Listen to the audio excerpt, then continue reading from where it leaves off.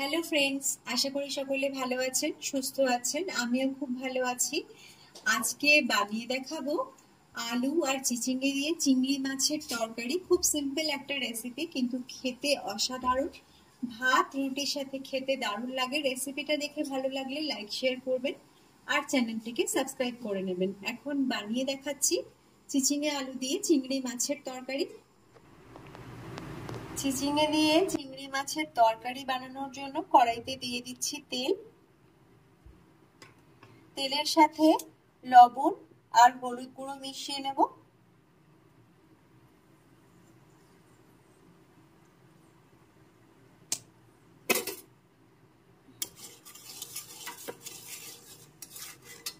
এখানে চিংড়ি মাছটা ভালো করে ধুয়ে পরিষ্কার করে রেখেছি। এখন মাছগুলোকে দিয়ে ভেজে নেব।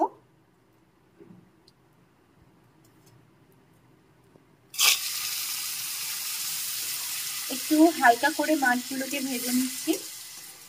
মাছগুলো হালকা করে ভেজে নিয়েছি। এখন মাছ তুলে নেওয়ার পর এতে আমি বাকি তেলটা দিয়ে দেবো। রান্নাটা করার জন্য এখানে 4 টেবিল চামচ তেল নিয়ে নিয়েছি।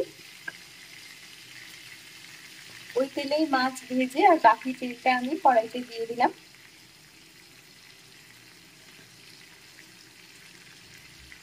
এখানে ফোড়নে দিয়ে দেব 2 শুকনো লঙ্কা আর সামান্য 5 ফোড়ন।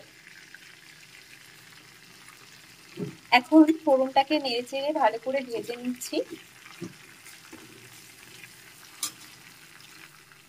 ফোড়নটাকে নেড়েচেড়ে ভেজে নেওয়ার পর এর মধ্যে দিয়ে দিচ্ছি পেঁয়াজ কুচি। 2 পেঁয়াজ কুচি করে নিয়েছি। প্রথমে পেঁয়াজটাকে ভেজে নিতে হবে। আর এখানে একটা চিচিঙে এভাবে লম্বা লম্বা করে টুকরো করে নিয়েছি, আর 2 আলু, বড় সাইজের আলু টুকরো করে নিয়েছি। এখন পেঁয়াজটাকে ভালো করে ভেজে নিতে হবে।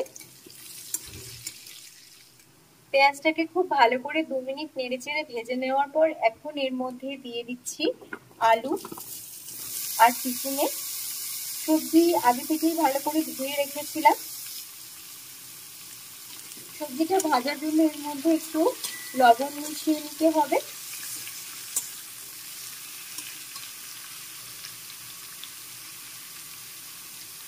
এখন একটু ভালো করে ভেজে নিচ্ছি।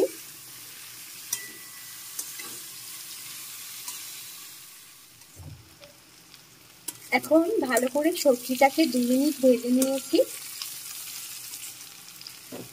এবার আমি এর মধ্যে এক এক করে হলুদ গুঁড়ো, প্রথমে দিয়ে দিচ্ছি লঙ্কা গুঁড়ো, সব 1 টিস্পুন করে নিয়েছি। ঝাল লঙ্কার গুঁড়ো, কাশ্মীরি লঙ্কার গুঁড়ো, আর দিয়ে দিচ্ছি হলুদ গুঁড়ো। এখন একটু ভালো করে নেড়েচেড়ে মিশিয়ে নিচ্ছি। আমি এখানে তরকারিটাতে অন্যরকম কিছু মশলা মেশাচ্ছি না, শুধু লঙ্কা গুঁড়ো আর হলুদ গুঁড়ো দিয়েই রান্নাটা করছি। খেতে দারুণ লাগবে। অল্প তেল মশলার রেসিপি, আর আলাদা করে কোনো রকম আদা রসুনও মেশাচ্ছি না আমি। এখন ভালো করে নেড়েচেড়ে মিশিয়ে নিয়েছি। এবার এর মধ্যে দিয়ে দিচ্ছি চিংড়ি মাছগুলো।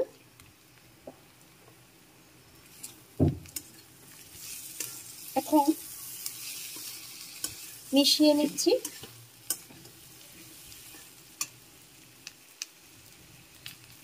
দিয়ে দেবো এর মধ্যে জল।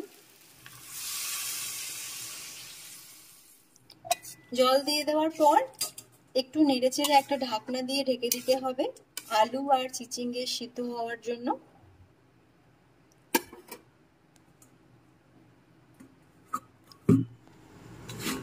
প্রায় 5-7 মিনিট মতো তরকারিটা সিদ্ধ করে নিয়েছি।